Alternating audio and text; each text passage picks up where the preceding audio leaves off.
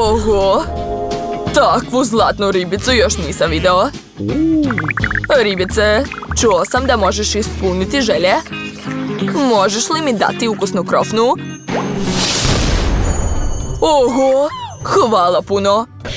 Konačno ću se malo odmoriti i jesti.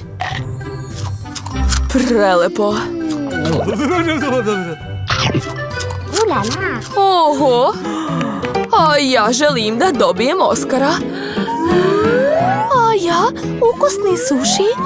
Meni bi bile dovoljne i viršle. Viršle? To je glupost. Devojke, prestanite da sanjate. Ribu će dobiti ona koja napravi najbolji crtež. Vreme je krenulo. Da, već imam nekoliko dobrih ideja. Prvo ću nacrtati ribicu.